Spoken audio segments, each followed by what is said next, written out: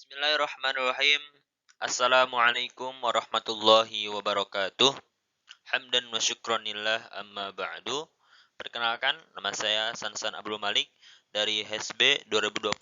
Insyaallah pada kali ini saya akan menjelaskan tentang tujuan dan manfaat finansial tech.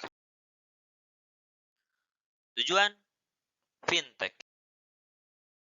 adalah salah satu tujuan utama fintech adalah untuk mengurangi biaya infrastruktur lembaga keuangan dan tidak perlu memiliki jaringan cabang atau kantor ataupun karyawan dalam jumlah yang banyak untuk melayani pelanggan pada semua jenis perusahaan.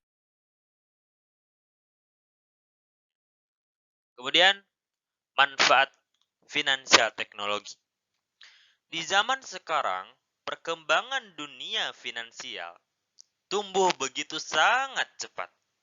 Salah satunya dengan kemunculan fintech ini atau finansial teknologi ini. Seperti yang telah kita ketahui, fintech ini adalah kepanjangan dari finansial teknologi atau sebuah teknologi yang difungsikan untuk mempermudah sebuah transaksi finansial dengan lebih modern. Ya, ingat ya, difungsikan untuk mempermudah sebuah transaksi finansial dengan lebih modern. Nah, munculnya teknologi finansial ini memang mempermudah mereka yang membutuhkan dana, mengelola dana hingga melakukan transaksi yang lainnya. Semua proses transaksi dapat dilakukan hanya dengan smartphone milik kita doang ya. Sangat canggih sekali bukan? Nah, kemudian kemudahan dan kecepatan dari proses inilah yang ditawarkan oleh teknologi finansial di era sekarang untuk menarik orang-orang untuk lebih memanfaatkan fintech dalam proses transaksi sehari-hari. Oleh karenanya,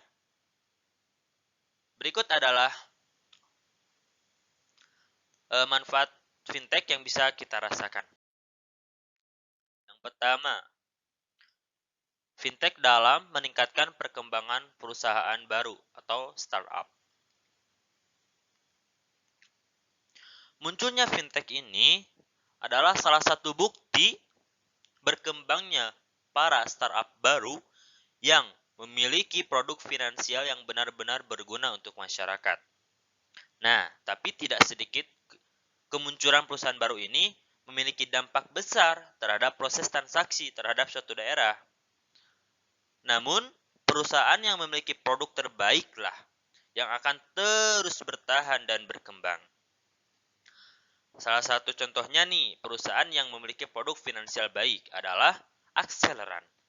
Platform P2P lending yang satu ini memiliki produk untuk mereka yang ingin mengembangkan dananya sekaligus membantu para UKM yang membutuhkan pinjaman dana untuk mengembangkan usahanya. Kemudian yang kedua, fintech dapat mengurangi jumlah pinjaman yang memiliki bunga yang tinggi. Tidak sedikit masyarakat yang khawatir terhadap kehadiran yang mengaku sebagai penolong, namun malah akhirnya memberikan kesulitan. Akan tetapi, kehadiran finansial teknologi yang benar-benar dapat membantu memberikan kemudahan terhadap permasalahan keuangan inilah yang dicari oleh masyarakat. Mereka yang sudah menggunakan fintech tentunya memiliki pengalaman yang baik dan buruk. Untuk pengalaman yang buruk ini mungkin dirasakan karena beberapa fintech yang digunakan tidak memiliki regulasi dari otoritas jasa keuangan atau bisa kita singkat dengan OJK. Sedangkan untuk yang memiliki pengalaman baik sudah pasti sangat terbantu, baik itu dari segi pengelolaan keuangan maupun pengajuan pinjamannya. Lanjut yang ketiga adalah mempermudah layanan finansial. Kemudahan dalam layanan finansial adalah salah satu manfaat yang selalu ditawarkan fintech untuk para calon penggunanya.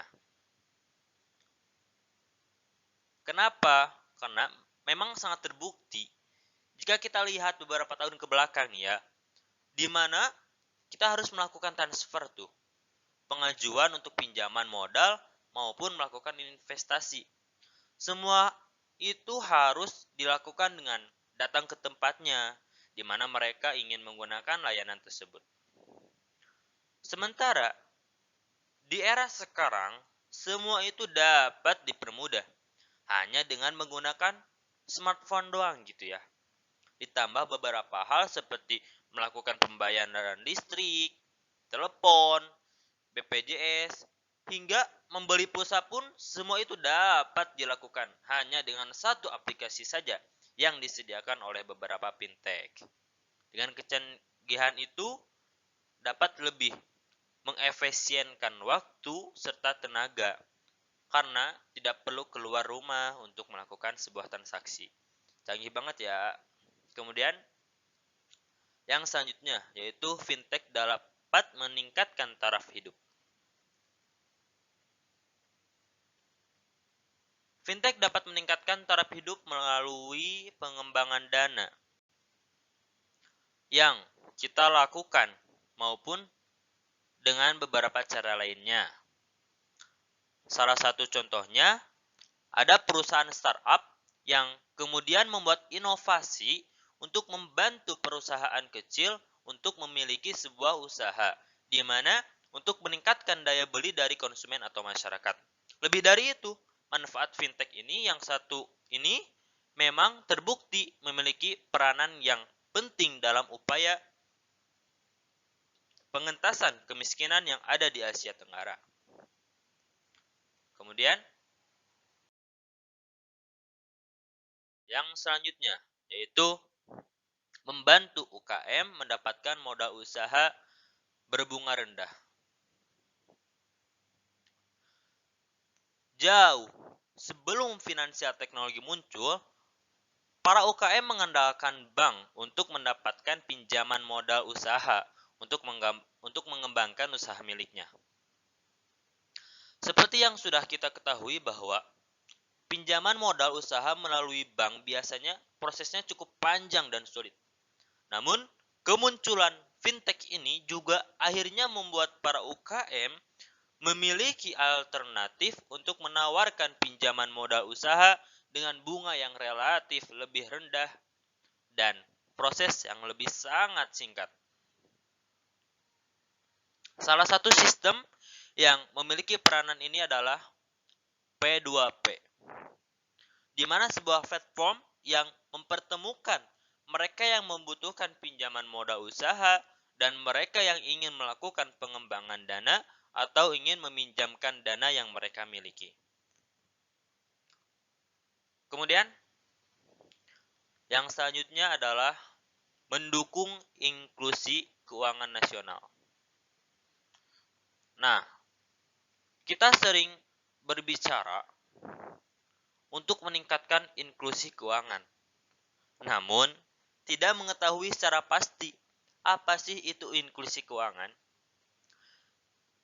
Baik, inklusi keuangan adalah suatu hak yang dimiliki setiap orang untuk dapat memiliki akses dan layanan penuh dari lembaga keuangan secara tepat waktu, nyaman, informatif, dan terjangkau.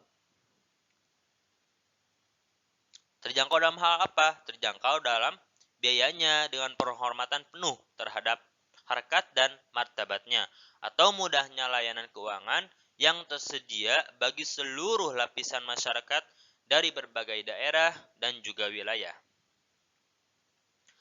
Pada tahun 2019 lalu, Dewan Nasional Keuangan Inklusif atau bisa kita singkat dengan DKNI memiliki target 75% inklusi keuangan. Namun nyatanya baru tercapai 49%. Artinya masih di bawah dari standar yang sudah ditetapkan. Itulah mengapa pemerintah memiliki sebuah kebijakan untuk meningkatkan inklusi keuangan nasional. Karena itu, fintech adalah alternatif solusi untuk mempermudah mereka mencapai target inklusi keuangan. Nah, untuk mencapai inklusi keuangan nasional, kita bisa memulainya dengan memberikan kontribusi untuk ekonomi nasional melalui akseleran.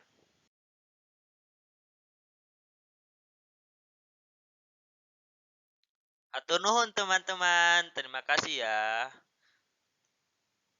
Semoga bisa bermanfaat untuk kita semuanya. Billahi taufiq wal hidayah. Wassalamualaikum warahmatullahi wabarakatuh.